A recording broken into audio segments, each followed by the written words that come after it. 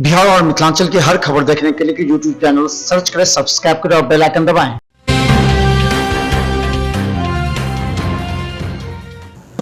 नमस्कार, बिहार मिथिला न्यूज में आपका स्वागत है। मैं हूं मनोज और बड़ी खबर बता दें, आज बिहार विधानसभा का शीतकालीन सत्र आज से प्रारंभ हुआ है। ये 5 दिनों तक चलेगा। इसमें वाद विवाद जो होगा वो आप देखते ही रहिएगा। लेकिन सबसे पहले बता दें कि विधानसभा अध्यक्ष विजय कुमार सिन्हा ने आज विधानसभा के इस सत्र की शुरुआत करने से पहले महात्मा गांधी की प्रतिमा पर पुष्पांजलि अर्पित की। इस तरह सभी विधायक और मंत्री वहां पहुंचे। इसके बाद उन्होंने इस सत्र की शुभारंभ की। उन्होंने ये भी कहा कि अब आगे से सत्र को बड़ा किया जाएगा, क्योंकि 5 दिनों में बहुत कुछ प्रश्न संभव नहीं पाते हैं। तो आज 5 दिनों का शीतकालीन सत्र प्रारंभ हुआ। देखिए क्या कहते हैं विजय कुमार सिन्हा। 17वीं विधानसभा जब से शुरू हुई है तो सदन के पूर्व हम लोग राष्ट्रपिता महात्मा गांधी को और अपने दोनों प्रथम अध्यक्ष जो रहे आज़ादी के पूर्व आज़ादी के बाद, हम चित्र पर उनकी मूर्ति पर माल्यार्पण करते हैं।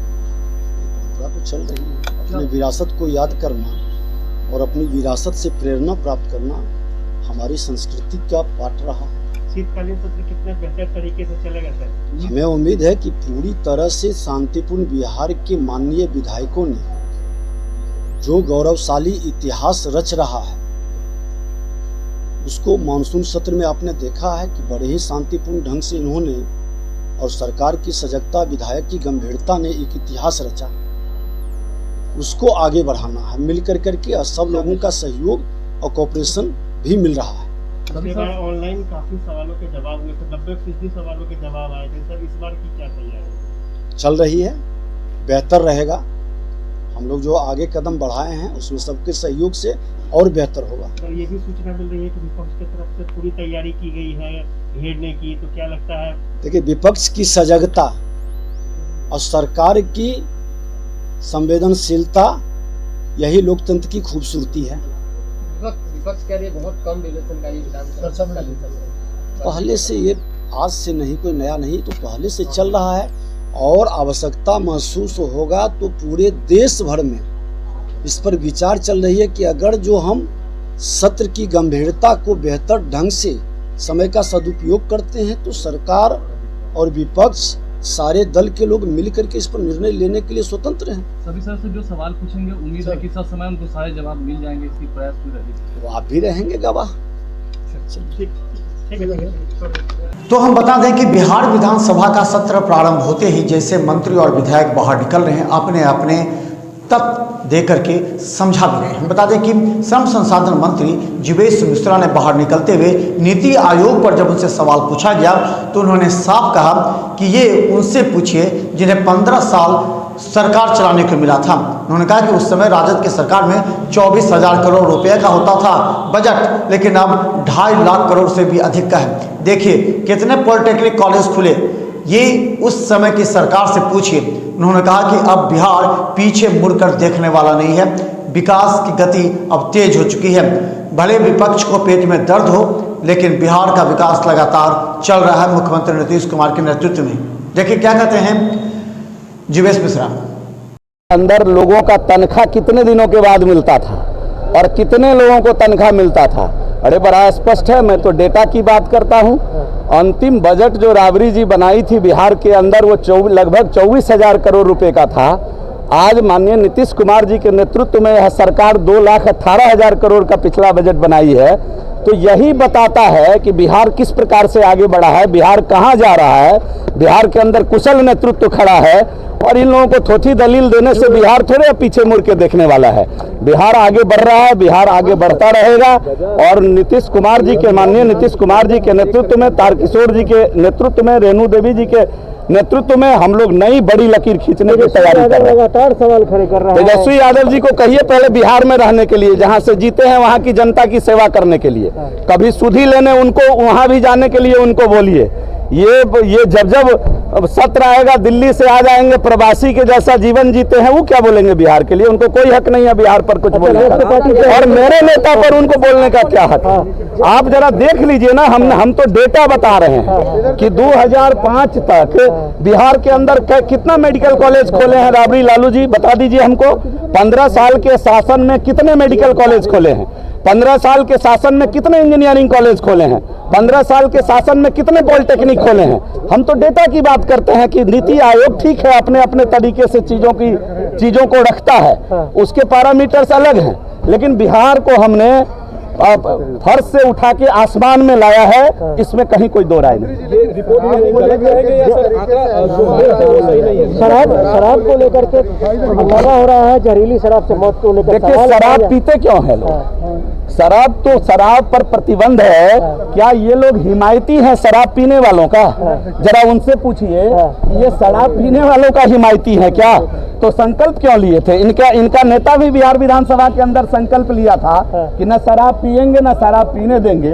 फिर इस बात को लेकर प्रदर्शन करना मुझे ताज्जुब होता है कि इनकी कोई नीति है कि नहीं, इनके पास कोई नेता है कि नहीं, और सदन में किस हैसियत से इनका नेता खड़ा होकर के शपथ लिया कि न मैं शराब पीऊंगा न पीने दूंगा। इस पर चर्चा करना ताज्जुब है मुझे कि किस किस प्रकार का नेतृत्व बिहार को देने की चिंता कर रहे हैं ये लोग। आरजेडी बिहार की जनता इससे परहेज करने वाली है। विधायक है, उनका होटल है, वहाँ पर खाली शराब। अरे ये लोग कारोबारी हैं शराब के, इसीलिए शराबबंदी से इनको तकलीफ हो रहा है ना। आरजेडी के लोग शराब के कारोबारी हैं, इसीलिए इनको इससे तकलीफ हो रही है। बिहार विधानसभा सत्र में पहुंचे हुए सभी विधायक एवं मंत्री अपने अपने बयान से सुर्खियां बटोर रहे हैं। ऐसे में अपने बोल से चर्चित हुए जो बचौल हैं, हम बता दें कि हरिभूषण बचौल जो कि मधुबनी के विधायक हैं, अपने बयान से हमेशा चर्चा में रहते हैं। उन्होंने कुछ दिन पहले ही अपने सरकार और नीतीश कुमार पर आरोप लगा दिया था शराब के मामले में, जो चर्चा में रहा। आज फिर उन्होंने कहा है, विधानसभा के बाहर निकलते उन्होंने कहा कि शराबबंदी जो हुई है वो सिर्फ हरिभूषण बचौल के कारण हुई है। उन्होंने कहा कि उन्होंने जो बयान दिया था इस पर सरकार कार्य कर रही है। गौरतलब है कि हरिभूषण बचौल अपने बयानों से हमेशा सुर्खियां बटोरते रहे हैं। आज विधानसभा से बाहर निकलते हुए उन्होंने बड़ा आरोप जहां विपक्ष पर लगाया, वहीं सरकार पर भी कहा कि उनकी वजह से शराबबंदी हुई है। स्टेटमेंट पर ही सरकार इतना गंभीर होकर के इतना छापा पड़ रहा है। देखें कि लोग पकड़ा रहे हैं और शराबबंदी पूरी तरह से बिहार में लागू है। अच्छा, नीति आयोग लगातार सवाल खड़े कर रही है बिहार के विकास को लेकर, आपको लगता है कि नीति आयोग सही सवाल खड़े कर रही है? नीति आयोग जो कर रही है वो तो हम लोग के सामने है कि आप देखिए कि इंफ्रास्ट्रक्चर के मामले में बिहार में कितना काम हुआ है, बिहार कहाँ से कहाँ चला गया। अब तो वो नीति आयोग है, वो उनका मानदंड क्या क्या है उसको देखना पड़ेगा। लेकिन जमीन पर अगर हम लोग महसूस करते हैं तो बिहार में गुणात्मक परिवर्तन आया है। बिहार कहां से कहां चला गया इसका कोई परिकल्पना नहीं। शराबबंदी पर आपके बयान पर बलियावी ने कहा है कि नशे में आप लोग बयान देते हैं। बचौल जी निश्चित रूप से उनका मानक क्या है, हम लोग तो जमीन पर देखते हैं कि विकास में चार चांद लग रहा है, लेकिन अब किस दृष्टि से कह रहे हैं कि ये फॉरेस्ट स्टेट है और कई कई बातें उठाया है उन्होंने। लेकिन उसको देखना पड़ेगा, कुल मिलाकर के बिहार प्रगति के नए ऊंचाइयों को। बचौल जी विधायक है, उनके होटल में छापा पड़ा, कई शराब की बोतलें पकड़ाई हैं। वो लोग ज्यादा उसमें लिप्त हैं। बलियावी आपके बयान को कहते हैं कि आप लोग नशे में बयान देते हैं शराबबंदी पर। उनको सांप्रदायिकता का नशा है, वो जिहादी मानसिकता के लोग जिहादी। तो दूसरी तरफ हम बता दें, आज बिहार विधानसभा में राष्ट्रीय जनता दल के प्रवक्ता भाई वीरेंद्र जब पहुंचे तो उन्होंने सीधा आरोप लगाया कि शराबबंदी को लेकर के कहाँ है शराबबंदी, जरा बताएं। उन्होंने कहा कि सरकार सभी मामलों में विफल है। भाई वीरेंद्र लगातार कटाक्ष करते रहे सरकार पर। उन्होंने कहा कि इस सरकार में अपराधियों का बोलबाला है, शराब माफिया शराब कारोबारियों का बोलबाला है। देखिए क्या कहते हैं राजद के प्रवक्ता भाई वीरेंद्र। नहीं, सवाल है कि विरोधी दो लोग तो चाहते हैं, और हम जब सरकार में शामिल हुए थे तो हमारी जब सरकार थी और महागठबंधन की सरकार थी तो निश्चित रूप से हम लोग शराबबंदी करने में हम लोग साथ दिया था।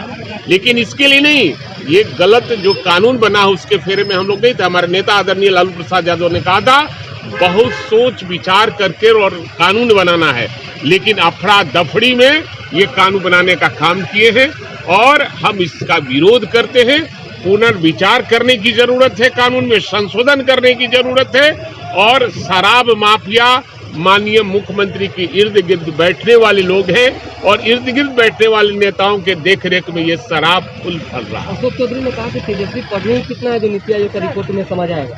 नहीं, सवाल है कि जब पढ़ाई नहीं होती पढ़े नहीं रहते हैं हम लोग तो नीति आयोग पर कैसे बोलते। ये तो केंद्र सरकार से उन लोगों को पूछना चाहिए कि नीति आयोग का जो रिपोर्ट आई है उसमें शिक्षा के मामले में, स्वास्थ्य के मामले में, रोजगार देने के मामले में, विकास के मामले में, सब में सरकार फिसड्डी है और सरकार केवल अपराध में अव्वल है।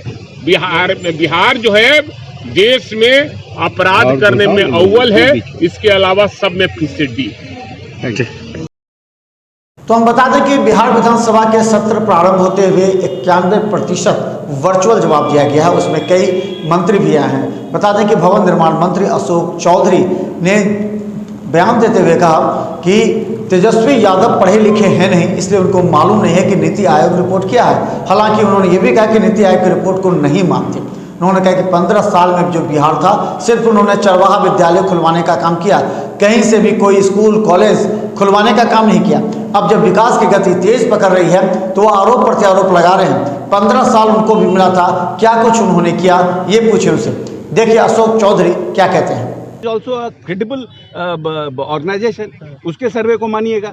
उसने सर्वे में कहा है कि बिहार ने एजुकेशन इंफ्रास्ट्रक्चर इस पे नाम है और पहला नंबर दिया है। तो आप नीति आयोग का जो क्राइटेरिया है वो डिस्क्लोज करें ना नीति आयोग। और हम तो बार बार कह रहे हैं कि हाँ वी नीड सेंट्रल असिस्टेंस, हमको सेंट्रल असिस्टेंस मिलना चाहिए। Y NITI Aayog is not creating a central assistance for Bihar if he feels that Bihar is on a last stage. अगर हम ये कहते हैं कि इतने प्रयास के बावजूद भी जो हमारे लिमिटेड रिसोर्सेज हैं उसमें हमने प्रयास किया, ऐसा तो है नहीं कि 15 साल में हमने बिहार को गर्त में बैठा दिया। अगर मूलभूत संरचना देखिए कितना हमने करीब 17,000 किलोमीटर से ऊपर रोड बनाया है, सिर्फ नेशनल हाईवे, स्टेट हाईवे का अलग है। अब बिजली का हर घर में हमने पहुंचाने का काम किया है। 12% बच्चे स्कूल के बाहर थे, अब 1% से कम बच्चे स्कूल के बाहर हैं। हमने स्कूल प्राथमिक विद्यालय 25,000 से ऊपर प्राथमिक विद्यालय का निर्माण किया है। 2,70,000 से ऊपर अतिरिक्त वर्ग कक्ष का निर्माण किया। हर क्षेत्र में हमने काम किया है। आप उस सब आंकड़ा को आप देखते नहीं है। अब वो सब क्राइटेरिया कहाँ से लाए आपने? What criteria makes Bihar on the last stage? ये तो डिस्क्लोज करिए। तेजस्वी यादव उन्हीं क्राइटेरिया के आधार पर आप पर सवाल है कि तेजस्वी यादव तो पढ़े लिखे हैं नहीं, उनको तो जानकारी कुछ है नहीं। अब नीति आयोग का एक रिपोर्ट लाया, आपने बोल दिया नीति आयोग करा, नीति आयोग करा। नीति आयोग के रिपोर्ट का क्राइटेरिया क्या है? हम तो उस पर बहस करेंगे ना, क्योंकि हमने 15 साल काम किया है। हमने 15 साल काम किया है। तो अगर आप हमको कह रहे हैं कि हम फेल हैं, अगर कोई विद्यार्थी किसी को 90 नंबर आ रहा है और कोई प्रोफेसर बोल दे कि ये अनपढ़ विद्यार्थी है, तो नेचुरली वो विद्यार्थी प्रोटेस्ट करेगा ना भाई। तो तेजस्वी कह रहे हैं कि अगर विकास आपने किया है तो सवाल का जवाब भी देना चाहिए था। NITI Aayog is independent body है और नीति आयोग इस पर करेगा। नीति आयोग पर तो हम बार बार कह रहे हैं, क्राइटेरिया ना बताइए कि किस क्राइटेरिया पर हम आ रहे हैं, क्या फॉर्मूला आपका है क्राइटेरिया फिक्स करने का। तो कह रहे सवाल जब पूछते हैं तो जवाब नहीं दिया जाता है, तो विकास कैसे माना जाए? ये सबका उनको आंकड़ा नहीं देखना चाहिए, आंकड़ा निकालिए ना। सवाल पूछने से क्या आंकड़ा देखिए, क्या स्थिति था बिहार में। इतने लोग पत्रकार लोग आप लोग हैं, क्या स्थिति था कि बिहार में 15 साल पहले कोई भरपेट सांस भी ले पाता था क्या बिहार में? देखिए वहीं जदयू एमएलसी नीरज कुमार जब बाहर निकले तो मीडिया कर्मियों ने उन्हें घेरा। उन्होंने कहा कि तेजस्वी यादव की बात क्या करते हैं, उनके संपत्ति की अगर बात करेंगे तो उन्हें पीछे भागना पड़ेगा।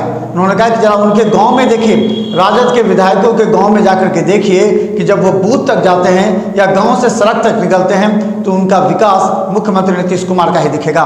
उन्होंने कहा कि ये चुनाव के समय निकलते हैं फिर अंदर चले जाते हैं। ये भी उन पर तेजस्वी यादव पर आरोप लगाया। नीरज कुमार ने कहा कि आखिर नीतीश की सरकार विकास की मापदंड को पूरा करते हुए जन जन तक योजनाओं का लाभ पहुंचा रही है। ऐसे में विपक्ष सिर्फ हमला कर रही है और जब विधानसभा का सत्र होता है तो जवाब भी नहीं सुनेंगे और वहां से चले जाएंगे। देखिए क्या कहते हैं एमएलसी नीरज कुमार। 4 वर्ष से के नेता जेल के सलाखों के भीतर रहे, उनको नीति आयोग के रिपोर्ट पर चर्चा करनी। अरे कलेजा में दम है तो नीति आयोग की रिपोर्ट पर भी चर्चा करेंगे और आपके कार्यकाल के योजना आयोग की रिपोर्ट पर भी चर्चा करेंगे। कहाँ कोई परेशानी है? और जिसमें मर्जी करे, अगर संपत्ति का भी हिसाब है लेना, चिथड़ा उड़ा देंगे। अरे थोड़ा डाउन कर। और राजनीति में अपने बात को सुनना चाहिए, हिट एंड रन नहीं कि ट्विटर पर बोल दिए, सदन में बोल दिए और जवाब नहीं सुनेंगे। जवाब भी सुनना होगा और सरकार हमारे काम के बदौलत है, आप तो उन्माद और संपत्ति सृजन के बदौलत। लेकिन उनका कहना है कि आप लोगों ने तो कुछ किया ही नहीं है। तो नहीं किया तो उनके गांव में कौन विकास किया है? उनका गांव में उनका जो घर है वहाँ भी ललटेन जलता था, वहाँ बिजली हम ही पहुँचाए, गली हम ही बनाए, सड़क हम ही बनाए। हम मीडिया के माध्यम से राष्ट्रीय जनता दल के तमाम नेताओं को यह चुनौती दे रहे हैं कि अपने अपने पैतृक गांव के मतदान केंद्र में जहां आप मत डालते हैं वहां के विकास आपने क्या किया और हमने क्या किया, यही मानक पर बहस हो जाए। सवाल खड़े किए जा रहे हैं, बहुत हो रही है, आप लोग शराबबंदी पर सिर्फ। मैं तो आज राष्ट्रीय जनता दल के विधायक का जो मंतव्य देखा तो मुझे आश्चर्य हुआ। उन्होंने यह कहा कि हमारे होटल में पुरानी बोतल थी, तो बोतल का भी व्यापार कर रहे थे क्या?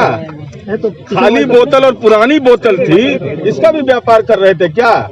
लेकिन शराबबंदी एक ऐसा अभियान है कि इसके हृदय को साफ करिए ना, मन को साफ करने में क्या दिक्कत हो रही है? शराबबंदी से पीड़ा है या शराबबंदी के क्रियान्वयन में कोई सलाह देना है, यही अंतर है।